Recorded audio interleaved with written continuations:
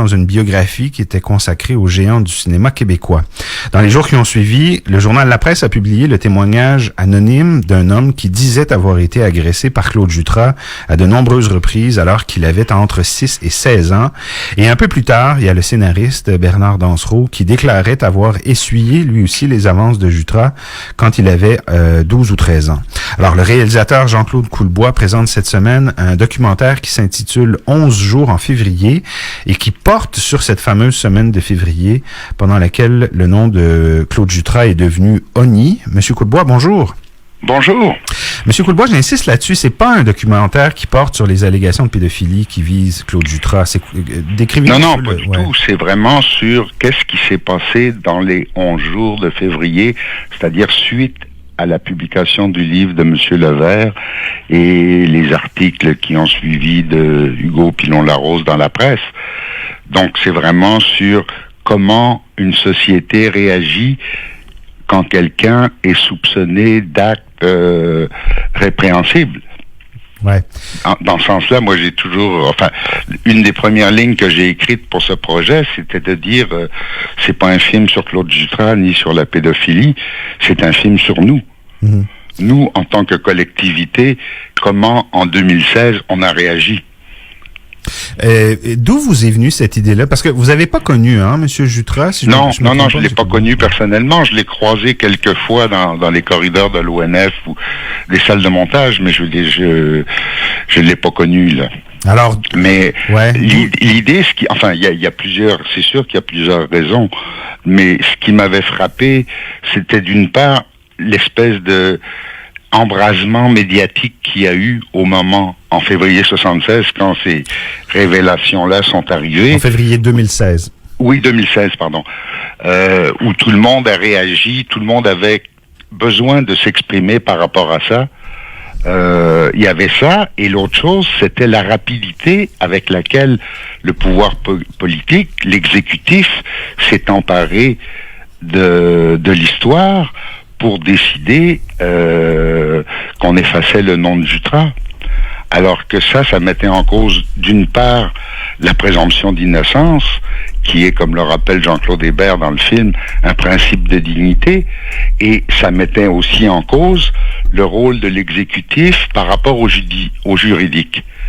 Et ça concerne la séparation des pouvoirs qui est à la base des démocraties. C'est-à-dire que il y a des allégations anonymes, ça concerne le juridique. Il y a effectivement un problème. Le problème, c'est que Claude Jutras est décédé depuis 30 ans. Ouais, c'est ça. Donc, replaçons-nous dans le contexte. On est en 2016 quand cette biographie-là est publiée. Monsieur Jutras est mort en 86. C'est ça. Donc, il s'est suicidé. Il souffrait d'Alzheimer.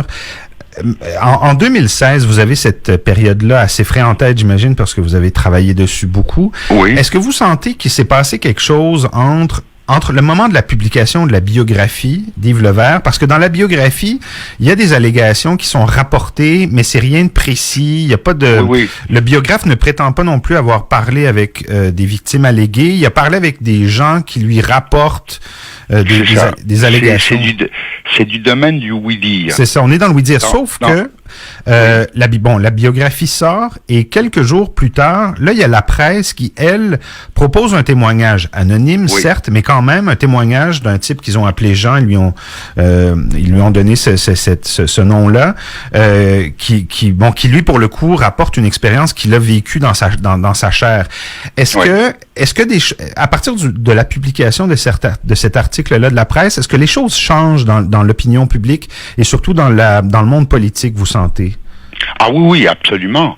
Moi, j'ai appelé le film 11 jours en février parce que j'ai essayé d'être un peu plus large. C'est-à-dire que j'ai pris les tenants et aboutissants. Les tenants, c'est les rumeurs avant même que le livre sorte. Les rumeurs d'un livre à sortir qui contiendrait des allégations anonymes. Bon, mais si on prend vraiment les faits, ça s'est passé en 3 jours. Le premier jour, c'est le premier article de M. Pilon-Larose dans la presse. 2 jours après, c'est son deuxième article avec le témoignage de Bernard Dansereau. Et la même journée, la ministre de la Culture de l'époque, Hélène David, qui demande à Québec Cinéma de supprimer le nom, à la commission de toponymie de enlever le nom de Jutras. Parce qu'en fait, c'était ça le problème qu'on avait en 2016. C'est pas Claude Jutras, il est mort depuis 30 ans. Le problème, c'est que son nom est partout, parce qu'après sa mort, on l'a célébré. C'est sans doute le cinéaste québécois qui a été le plus célébré. Oui, dans votre documentaire, vous dites, vous nommez le nombre de rues au Québec qui s'appellent Claude Jutras. Il y a des salles de projection. Il y a une salle de projection qui porte son nom. Il y a évidemment les prix Claude Jutras. Oui, le gala Jutras. Il y avait beaucoup de choses. Donc, qu'est-ce qu'on fait avec ça? Et bon, dans votre documentaire, Monsieur Coulbois, vous donnez la parole à des gens qui aiment, qui admirent Jutras, qui l'ont connu. Il y a Thomas Vamos, qui est directeur photo, réalisateur, qui est un grand ami de Claude Jutras. Il y a Roch Demers, il y a Denis Arcand, il y a une dame qui s'appelle Lucette Lupien, qui travaille dans le milieu du cinéma québécois depuis longtemps.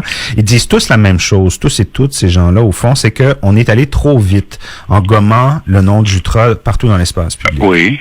C'est la ligne éditoriale du documentaire, on peut le dire, c'est à l'évidence, c'est votre opinion à vous aussi. Oui, absolument. Je veux dire, on n'a jamais vu ça. Je veux dire, une réécriture de l'histoire qui se fait de façon aussi rapide. Denis Arcand dit dans le documentaire, l'administration québécoise avance à pas de tortue quand c'est le temps de faire un projet, quand c'est le temps de signer un document. Et là, tout d'un coup, pour exclure de l'espace public un cinéaste, pouf, en un claquement de doigts, en 2 jours, on a tout blanchi. Il dit ça évidemment avec le cynisme qui le caractérise. Mais c'est vrai qu'on n'a jamais vu ça. Ouais. On n'a jamais vu ça. Et d'autre part, je veux dire, on réécrit pas l'histoire de cette façon-là. Hein, je veux dire, c'est pas l'histoire, elle est ce qu'elle est. Moi, je me suis posé beaucoup de questions. Quand ça s'est passé, au Québec, il y a une commission qui s'appelle la Commission des droits de la personne, dont c'est le mandat de vérifier justement quand il y a des cas comme ça, comment les droits de la personne ont été bafoués ou non. On n'a pas entendu une fois quelqu'un de la commission se prononcer dans le cas de l'affaire Jutras. Il aurait fallu aller moins vite, selon vous, c'est ça? Il aurait fallu se donner le temps de mieux vérifier ces allégations-là? D'une part, et de, je pense, prendre un temps de réflexion, de dire qu'est-ce qu'on fait quand on a des cas comme ça, parce qu'il faut pas oublier que en février 2016, on est 18 mois avant l'émergence du mouvement MeToo, puis le procès Weinstein et Ghomeshi et tous les autres procès qui ont suivi et la multiplication des dénonciations. Dans ce sens-là, l'affaire Jutras est comme complètement une affaire précurseur de ce qui va suivre. Il y a des gens qui vont vous objecter, M. Coulbois, que c'est de la pédophilie dont on parle. C'est pas un crime normal. Il y a les traumatismes chez les victimes sont dévastateurs, ils sont durables. On peut pas pardonner la pédophilie parce que le pédophile est un génie du cinéma. Non, mais moi je prétends pas, et je veux dire, c'est pas parce que j'ai fait ce film-là que je manque d'empathie pour les victimes. Hein? C'est juste que l'empathie pour les victimes n'est pas le sujet du film. Le film, c'est comment ça se fait, qu'est-ce qui s'est passé. Dans le synopsis, je disais ça. Je voulais relater l'enchaînement des événements qui ont entraîné une réécriture de l'histoire. Je voulais comprendre comment une chose comme ça pouvait arriver. Mais quand la décision doit être prise de débaptiser ou non des rues, là, l'empathie doit être un facteur dont tiennent compte les gens qui prennent ces décisions-là. Vous comprenez ça? Oui, je comprends très bien. Puis je comprends aussi que la pression qui était sur les politiques à l'époque. C'est-à-dire que s'ils n'avaient pas réagi, ils auraient été accusés de beaucoup de choses. Parce que, comme je vous rappelle, l'embrasement était tel. Il y en a pas eu beaucoup dans l'histoire du Québec, des embrasements comme ça spontanés. C'était autant les médias que par les réseaux sociaux. Tout le monde avait quelque chose à dire sur cette histoire-là. Tout le monde avait une opinion. Thomas Vamos, dans le film, qui à l'évidence, je le répète, porte une grande affection à Jutra, vers la fin, il fait un parallèle avec la délation à l'époque des nazis, du stalinisme. Oui. Ça occupe quand même une bonne place dans le film. Oui. C'est un peu malaisant, je pense qu'on c'est sorti dans certains journaux, parce que le sous-entendu, c'est que les allégations de pédophilie qui visaient Claude Jutras relèveraient un peu de la calomnie, de la malveillance, du ragot. C'est pas la même chose, avoir des comportements pédophiles puis être un dissident politique quand même. Effectivement, mais comme il est dit dans le film, je veux dire, la culpabilité de Jutras, non seulement n'a jamais été démontrée, et est indémontrable puisqu'il est décédé.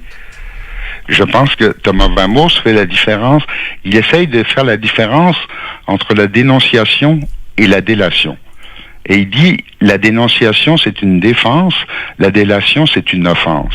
Et il dit, entre les deux, c'est assez ténu pour comprendre, c'est pour ça que souvent on va en cours et c'est la justice qui décide si c'est une dénonciation ou une délation. C'est des notions à manier avec délicatesse, mettons. 8 ans plus tard, c'est en 2016, tout ça, les œuvres de Jutras sont quand même disponibles, hein? Elles sont Absolument. Sur le site de l'ONF. Oui. Il n'y a pas eu d'annulation de l'héritage de Jutras. Ouais. Non, mais ça ne veut pas dire qu'elles le sont toujours. Parce que dans 5 ans, dans 10 ans, dans 15 ans, personne ne peut dire à part. Comme dit Danny Boudreau dans le film, je veux dire, dans l'histoire du cinéma québécois, il se trouve que Claude Jutras a été non seulement un des pionniers, mais a joué un rôle essentiel. Bon, cette histoire-là... Denis Arcand dit c'est un des 4 pères du cinéma québécois. Hein? Oui, un des 4 pères fondateurs, c'est vrai. Et comme dit Danny Boudreau, si on l'enlève comme ça, il y a tout un pan de l'histoire du cinéma québécois qu'on va avoir du mal à comprendre. Ouais.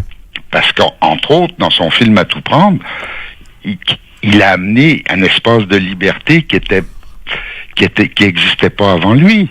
Ouais. Hein? C'est un des premiers films de fiction qui s'est fait au Québec.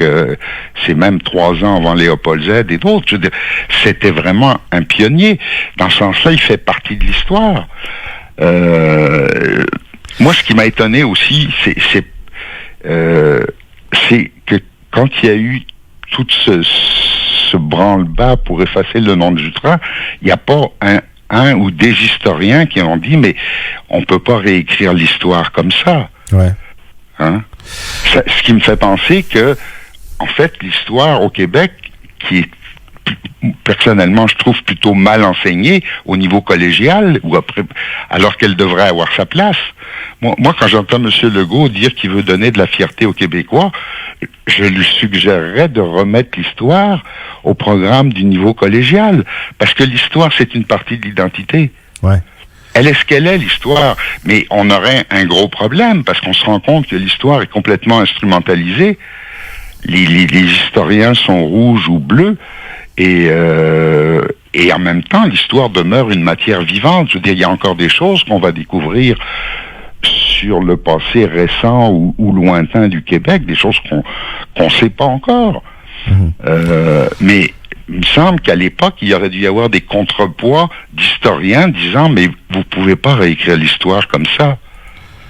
Mais est-ce que c'était vraiment une affaire d'historien, Jean-Claude Coulbois? On parlait de cas très intimes d'allégations de pédophilie. Ça relève pas de l'histoire, ça? Ça relève de la justice quand la personne est vivante? Pas ça. Non, ce qui relève de l'histoire, c'est d'effacer le nom de Jutras. Mais on peut pas garder le nom d'un pédophile présumé à des rues sur lesquelles jouent des enfants. On s'entend là-dessus. Je suis d'accord avec vous, mais je reviens sur ce que je vous ai dit tout à l'heure. La culpabilité de Jutras n'a pas été démontrée et est indémontrable. C'est un cas qui est maintenant étudié dans les écoles de droit, l'affaire Jutras. Parce que c'est pour ça que je pense qu'on aurait dû prendre du temps, un petit peu, pour réfléchir avant de dire. D'abord, je pense que la première chose, quand ça a éclaté, c'est que la statue aurait dû être protégée, la sculpture de Charles Baudelaire. Oui, parce que dans un parc de Montréal, il y avait une sculpture qui n'était pas une statue de M. Jutras, mais une sculpture. Une sculpture qui s'appelait Hommage à Claude Jutras. Oui, voilà. Et quand on entend Denis Coderre dire il faut enlever la sculpture parce qu'elle représente Jutras, la sculpture, c'est une œuvre d'art de Charles Daudelin en hommage à un cinéaste. C'est pas Claude Jutras, hein? Mais elle a été taguée, elle a été dévastée, comme dans les sociétés païennes au début de l'humanité. Ouais. Je veux dire, tout le monde a en fait, parce que Claude Jutras était mort depuis 30 ans, donc on a focusé sur cette sculpture qui est une œuvre d'art quand même. Charles Daudelin, c'est un des plus grands sculpteurs du Québec. Ouais, d'ailleurs, il témoigne... son frère qui témoigne dans le film ou... Son fils, pardon, voilà. Ouais, alors, Jean-Claude Coulbois, le film s'appelle 11 jours en février. Il sort en salle vendredi, le 29 mars. Est-ce que vous allez passer à Québec pour le présenter? Ou, oui. Je vais être là le dimanche. Dimanche qui vient. C'est ça, dimanche à la représentation de 19h. Et il va y avoir un Q&A après, un échange avec le public. Voilà. Très bien. Merci beaucoup d'avoir témoigné ce matin, M. Coulbois. Ben merci, ça m'a fait plaisir. Bonne journée, au revoir. Au revoir. Vous écoutez CKIA 88.3, Radio Urbaine.